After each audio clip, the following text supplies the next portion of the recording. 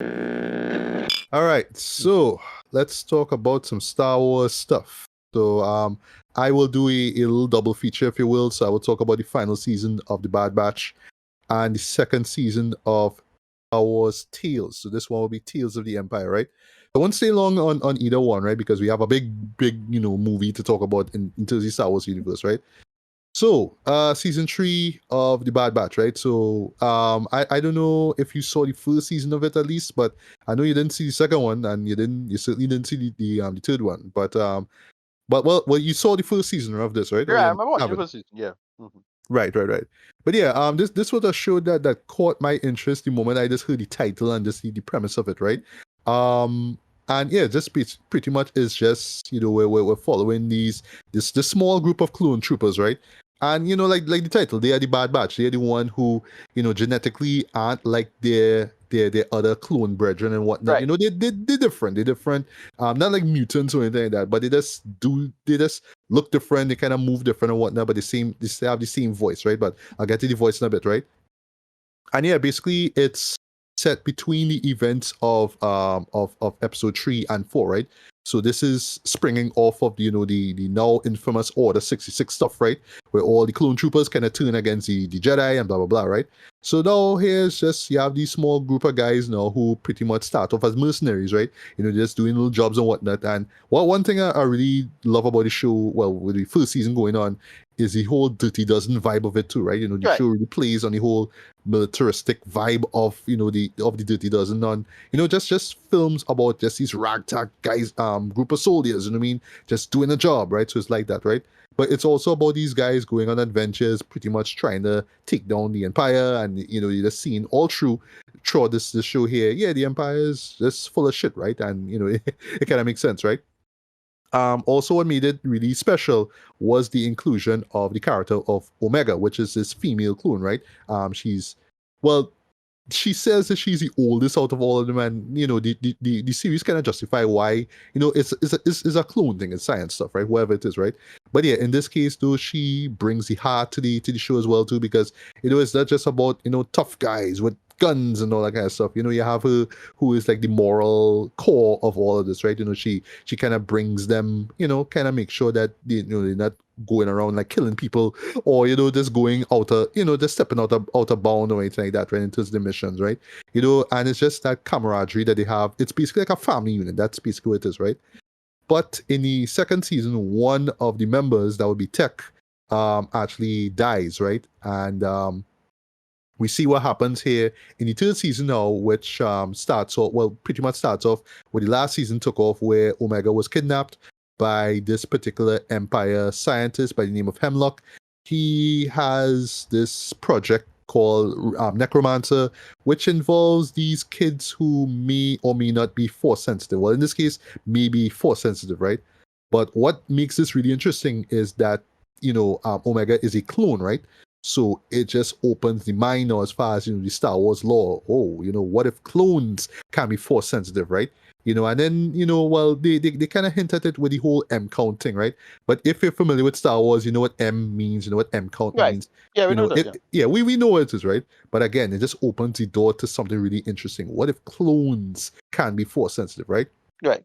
So of course, surprise, surprise, the rest of her brothers now, go off on this quest to find her, and it's trying to figure out leads, trying to figure out coordinates to go to this planet. They actually run into oh gosh, I'm forgetting Homegirl name, Ming Na Wen's character from Okay, right. Fennec, right? Fennec, right. A young Fennec, right? Because I remember the Fennec in Yeah, Sky Fox, yeah. Mandalorian is slightly Yes. older, yeah. No, yeah, Slightly she's much older. older Israel time, yeah. Remember, no, the Mandalorian Oh, is like after yeah, it's all that, after after 6. Luke It's and after them. 6. Right. After I 6 years, Luke forgot. and them, yeah. Yeah, right. So it's a young Fennec, right? Yeah, and that's pretty much it. It's just them finding her. And I should mention too, there is the character of Crosshair. He was always the one who never liked to play by the rules. He's the lone wolf in the whole crew. He had left the group to do some stuff, and then they kind of reluctantly meet back up. So it's just that family unit have to come back again and just stop the bad guys, and that's pretty much it, right?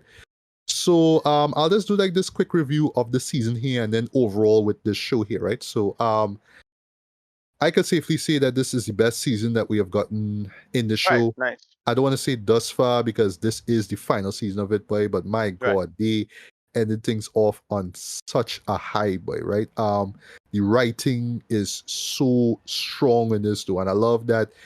It never shy away with how tense the situation is, right? How lives are at stake here. You know what I mean? It's literally a matter of life and death, dread, right? I love the tone, how they set it up where it's darker and edgy, right? But it Right. never loses sight of the heart that is in this show as well, too, right? Just like with the other seasons, they remind you, yeah, the Empire have some scummy people, right? I love that, there are characters, especially Hemlock, right? Who, yeah, I mean, he, for me, hands down, is one of the best villains that this series has given us, though. Like, he's just this opportunistic scientist, right? And, he real talking tough and real, like, I won't lie, he is intimidating as hell, right? But I just love the idea that he's just a scientist, right? He's just a scientist, right? But because he have the backing of the Empire, especially the Emperor, who has shown up a few times in this series here, and he does show up in this season here as well too. It's like, yeah, I have them backing me, so you can't tell me nothing. I could torture these people, I could do whatever I want to, but it's all about the greater good. You can't be, if you try to touch me, dog, I will get some people to like bust your throat, right? You know what I mean? So I like that, right? I just love that how to say, that shield that he feels that he has, right? So I love that, right?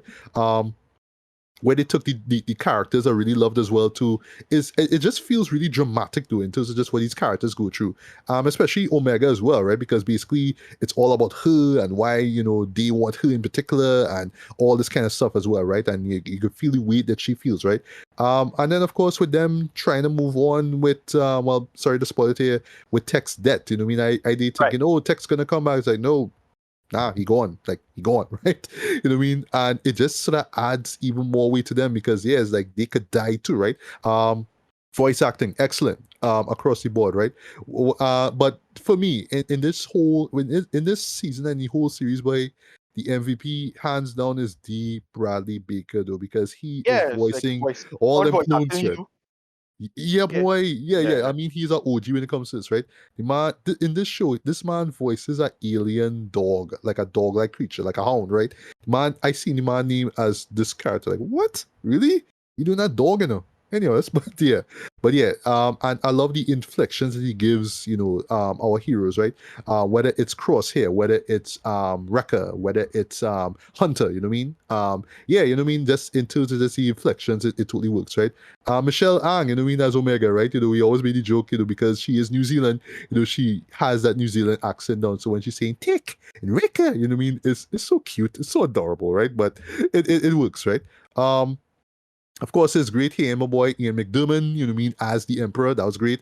And yes, the side people who show up, even Wanda Sykes and all, make her appearance because she was in the last season as well too. Right. Yeah, she's cool in it as well, right? But it's just the storytelling in it, the animation, the which has grown on me since I saw the first season, because I wasn't too big on the whole marionette kind of style thing that they set up with the Clone Wars earlier on, but I felt like Lucasfilm Animation really improved on the on the animation style though, right? It works here. They do a great job in terms of lighting though, in terms of like light and shadow and how they show it there, making scenes purposefully dark or purposefully shadowy, sorry, not just to build tension, but just to kind of set up the scope of the world, make it feel real and make it feel lived in, right?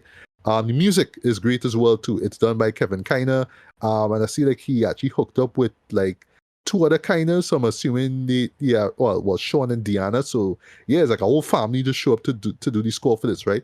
And yeah, it's as great as the stuff that you would hear in any other Star Wars live action show, right? But yeah, and I should just close with this though. The way how they end it off though, I was totally satisfied by it though. Like just a little nitpick. I wish that we could have seen what happened to a few other characters, but they just sort of left it, kind of open to interpretation. But where a particular character goes, I was like, yes, this makes perfect sense. This makes perfect sense in terms of what this character has been through. This totally works for me, right? So yeah, this was a great way to end off, which ultimately, much of my surprise, was a great Star Wars show. Like, I did not expect to enjoy it as much as I did, right? So for me, rating wise, I'm gonna give this season here a strong 4 out of 5, right? And just the show as a whole, I'm gonna give, also a strong 4 out of 5, man. I really did not expect to enjoy the show as much as I did. And really, I think the reason why I enjoyed it so much, right, and it kind of bleeds into Tales of the Empire, right, is that I know there is Star Wars fatigue, right, and you really feel it with the live action shows, right, because it's Mandalorian, it's Boba Fett, it's Obi-Wan, it's Ahsoka, right, and we could argue for these about the quality of these shows, especially when it comes to stuff like, sorry to say, Boba Fett and Obi-Wan, you could kind of Yeah. argue for this. Even Correct. Ahsoka, like, but, Correct. I mean, Mandalorian and all too. Like that last season, even though I enjoy it, I know some people are still like, nah, what they doing, man? Lizzo, Step down. what? Jack Black, Yeah, what? the last step I down. mean, it was weird, but I still enjoyed it, right? But I find with this show here, yeah, just the quality was just consistent throughout though. And I think the key is, in terms of it being so good, is where it's set, right? It's set right after episode 3, right? So you just really need to know just the basics of what happened in 3 to really get the gist of what's going on. I just love that the fact that the show doesn't have to do a bunch of, oh, we need to remind you of this show or that show for you to understand this. It's like, all right, if you're mildly familiar with, Fennec or whatnot, you could understand what's going on here, right? You don't have to remember, Mandalorian to get the context of what's going on. You know who she is, you know what she does, right? For example, right? So in other words, you don't have to do a lot of like mental homework and try to remember, oh, this show, that show, this show, that show for you to understand, right? It kind of sets its own place. Like it just kind of sets up shop at a nice spot between 3 and 4, and it just tells its own stories, right? It does not have to go back to episode 2 or 1, to remind you about X, Y, and Z. In other words, you should just be familiar enough with the world of Star Wars to get into it, but you don't have to do a bunch of mental legwork to remember this Correct. character and that character. You don't need to do that. Okay? It's telling its own stories, right? And I think just framing it in terms of, oh, what if we just had these clone troopers who just didn't want to follow Order 66 and just wanted didn't want to play by the rules, just wanted to do good, right? And let's see what happens with them. And it works, right? And, it just sort of leads into a question that I've been asking myself since the show started. Yeah, what could be the future of these clones once, these wars end? You know what I mean? Where do they go? What did you do? And I love how the final episode, addresses that, right? But yeah, and lastly, just keep in mind, folks, I still have not seen the entirety of Clone Wars, and I have not even watched Rebels. So for me, seeing now that this is the best Star Wars animated show I've seen since the Clone Wars, as in Jendy Tarkovsky's one. This is Right. just a bias, right? So, somebody could come and tell me, no, Rebels is great because Rebels explore all this stuff, blah, blah, blah. And Clone Wars is explore all that stuff, blah, blah. But from what I know, with those two shows, yeah, you had to do the legwork. You had to remember episode 2 and episode 3 and I guess to extent 4 and all these other things, right? Right. But again, with Bad Batches, you just had to know 3. You just had to know the world enough so when they, explore certain things, you're like, all right, I know that. I don't need to remember from whatever. I'm familiar with it, so we could go along, right? So I like that, right? So yeah, I'm not gonna get into any argument as to say, no, Rebels is better, but just for me personally, I think Bad Batch is the best that I've seen, and in particular with this new Disney Plus generation of Star Wars content, right? That's the best way I could frame it, right? 'Cause I know Rebels and Clone Wars came out before the whole Disney Plus thing, right? As far as the Disney Plus content, this is the best I've seen, right? So, and I'll get into this now with Tales of the Empire, right? So, Ricardo, you could kind of come in now, even though I know that you did not see this, season here, but you did see Tales of the Jedi, Right. which I remember you thoroughly enjoyed, right? And Yeah, that's great. Yeah. yeah, and I kind of selling myself out here. Yeah, I watched Tales of the Jedi literally recently, so I didn't want to jump into Tales of the Empire without seeing Jedi. So like I now watch it, right? I didn't see it back in 2022 when it came out, but I saw it for myself, right? Quite recently. And I like it. I really like, it's just these one-off stories, but 2 or 3 will be related to a character. So although my one gripe with that first season is that not enough Ahsoka. Right. Like she was just in like what 2 episodes basically, kind of. You know what I mean? Like 2 mean episodes though, but a majority of the 6-episode run was based on Dooku, right? A character that I actually I enjoy from episode 2 and 3, right? But yeah, I didn't expect that they would explore more of Dooku's backstory, right? And I like that you see how he eventually becomes a Sith. There's literally an episode where it's like, yeah, this is the moment where you become a Sith, right? And it's actually the best episode in that whole season. That's the one involving the oh gosh, well, I don't know the name of the aliens that Yoda is. When he was on the planet. No, no, not that one. Is the one which Or actually is set.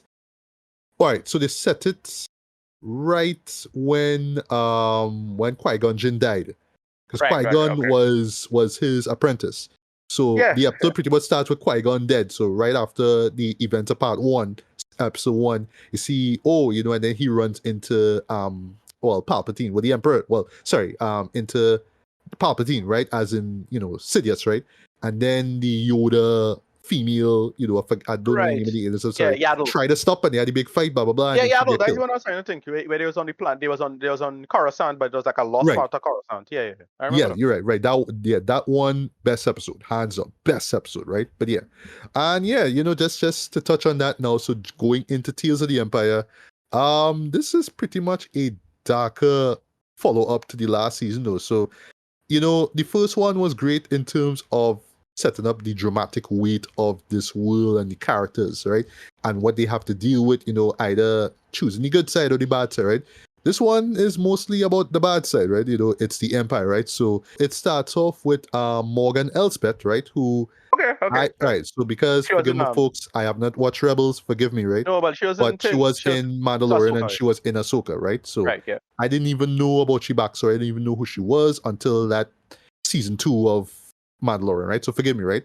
But yeah, this one goes into her backstory, how she goes on this path of revenge, pretty much. But it involves, her becoming part of the Empire, her hooking up with Admiral Tron.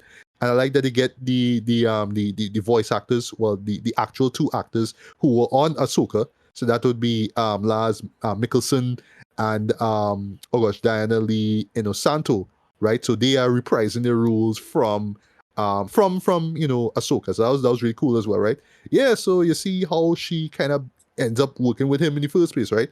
And then in the second half now, it follows the character of Barriss Offee, who I'm assuming is a new character, right? But basically, she starts off as one of the Grand Inquisitors. If you remember from the Obi-Wan Kenobi show, there were these guys who's rolling around like, "Oh, are you a Jedi?" Zoom, kill you, right? That's what they do, right? Yeah. Right? And you see how she gets roped up into this whole, bullshit in the first place, right? But then she defects because she is there with her master or her partner, if you will, right? But yeah, they fight because it was all about, they trying to wipe out Jedis. It's like, no, you did it the wrong way and all that kind of stuff. And where it ends in the final episode, though, was really, really genuinely touching, right? But yeah, similar to the Bad Batch, the storytelling is just strong throughout, though, right? And I have to applaud Dave Filoni for this. So I have to applaud the man. Man wrote the stories for all of this. So I thought that story-wise, the man did his damn thing. The man was cooking. The man was cooking with them scripts, though. You know what I mean? I love that it did not shy away on how dark the whole conceit is, because basically it's about the part of the dark side. That's what it is. The music that the Kiners do, once again, the 3 Kiners show up again, right? It's so somber and dark, though. And I just love how the show was brave enough to say, yes, folks, yes, even though this have a TVPG on it, and I know kids will still watch it nonetheless, this is a dark show. This is a show where people will die, right? So I'll put it like this. Nobody gets stunned in this show. If you know, you know. Nobody gets stunned in this. When blasters are fired, it's to kill people. That's the show here in general, right? People die in this show, right? It's not like explicit in terms of violence though, but yeah, when people die when people get killed. You know it and you feel it, right? And it totally works. So just the emotion that you're feeling it, right? Yeah, I was just blown away by this, right? The animation, strong throughout, right? In terms of, yeah, and just some stunning visuals though. Some desktop wallpaper shots here or there. I think like Nice. every episode have like a desktop wallpaper shot in it, right? Voice acting great as well, right? And I would say this for me, who is actually familiar with like Morgan Elsbeth, for example, it was cool seeing these little short stories kind of tell you, oh, this is the mindset. This is why she believes what she believes. This is why she will follow Admiral Thrawn, and then they did this weird plan in Ahsoka, which I can't remember right now, right? This is why she would do, this is why she ended up, being who she is, right? It makes sense, right?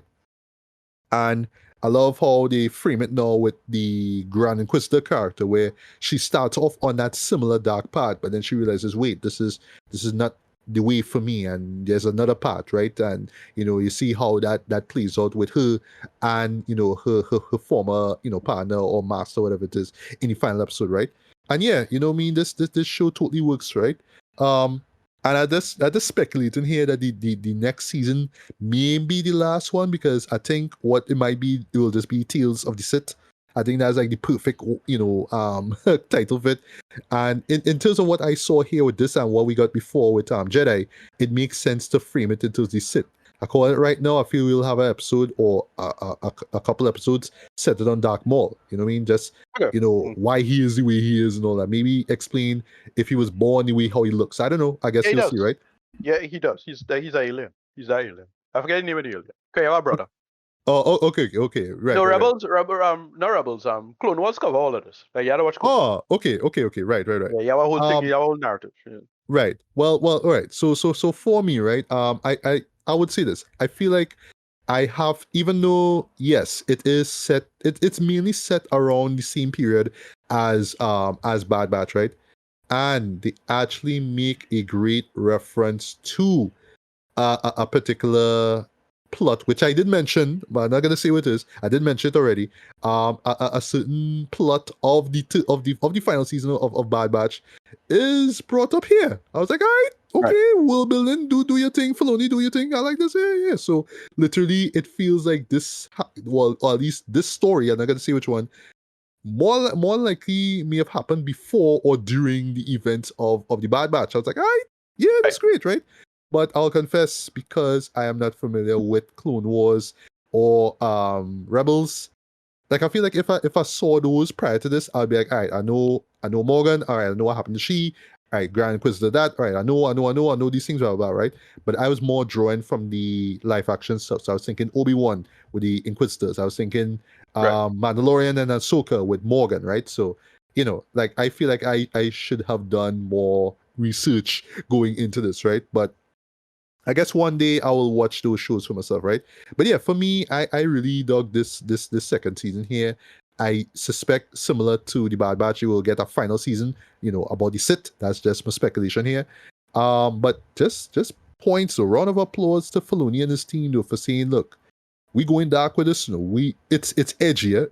Let's get this out of the way. This is edgy stuff, but it's good edgy. It's not like, okay, we just want to kind of get, we're not doing this for shock value. It's like, if you know the world of Star Wars already, if you're at least familiar with the PG-13 live action stuff, yeah, this is what we go in for. We go in for that PG-13 live action stuff, man. And in animation form, it totally works. So in terms of just the simple storytelling, but just complex in terms of the characterization, the animation, the music, all that stuff, it just gels together very well, man. So for me, I'm gonna give Tales of the Empire a decent, a strong 4 to 5, man. So that's the close. Well, before we move on to the next Star Wars, property, film.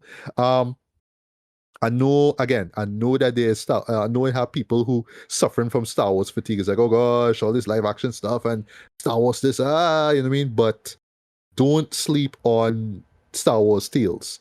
Don't sleep on the Bad Batch. Right? These are two of the best Star Wars shows out right now. Right? I know that they will get lost in the live action clutter, but don't write those shows off. These have some of the best storytelling in Star Wars right now in terms of even with all the stuff that you know about it, these shows still find ways to explore characters, explore conceits, explore teams and whatnot in really like fascinating ways, right? So it's just doing more world building in a sense too, but in a really fresh way, right? So, even I guess Star Wars stands could watch it and be like, yeah, that's smart. I didn't know this about this character or this thing or that thing. So that's great. And for people who not up there, you know what I mean, I could still watch it and still enjoy it and appreciate it for the teams and all that kind of stuff, right? So yeah, man, don't write off Star Wars just yet, man. There's some great content out in right now. Right. So check them out, man. Check them out. Yeah, check them out. Yeah.